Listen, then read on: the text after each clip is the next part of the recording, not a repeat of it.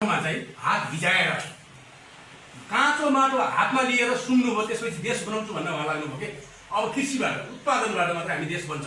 देशलाई स्वाधीन बनाउने भने सबै युवा विद्यार्थीदेखि सबै किताबसँग पनि साक्षात्कार गर्ने, माटोसँग पनि साक्षात्कार गर्ने।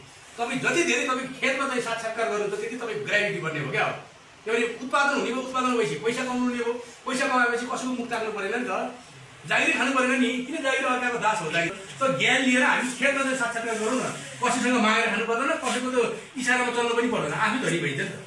भने कृषिबाट चाहिँ मात्र देशको उन्नति हुन्छ। तपाईँ हाम्रो उन्नयन हुन्छ भनेर चाहिँ विप्लवले लिएको बाटो तपाईँ हामी सबै साथ दिनुपर्छ क्या। राम्रो काम, असल कामको लागि साथ दिनु पऱ्यो नि।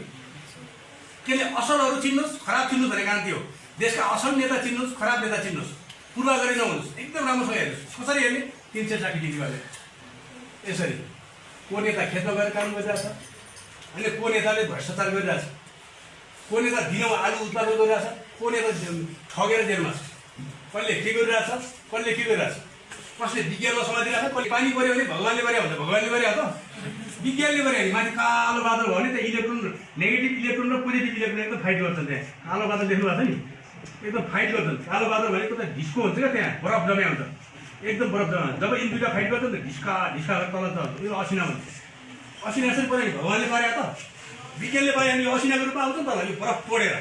जहाँ जहाँ कालो बादल छैन, अलिअलि सेतो सेतो बादल छ, यस्तो हल्का खोजीको निम्ति तपाईँ हामीले सबभन्दा अगाडि विज्ञान चाहिँ बुझ्नै पर्छ। समाजवाद ल्याउनलाई विज्ञान पढ्नु पऱ्यो। जसले विज्ञान बुझेको छ, जसले विज्ञान पढेको छ, त्यसले समाजवादको खोजी गर्छ क्या। समाजवाद भनेको असल मान्छेहरू जिउने समाज हो। खराब मान्छेहरूको पनि त्यो स्थान हुँदैन त्यहाँ। त्यो असल र खराब, असल पक्ष र खराब पक्षको अहिलेदेखि नै हामीले हिसाब किताब गरेर जानुपर्छ, त्यसलाई रूपान्तरण गर्नुपर्छ। कुरा बुझ्नुभयो त? यो मोटामोटी यही हो। फेरि आगामी दिनमा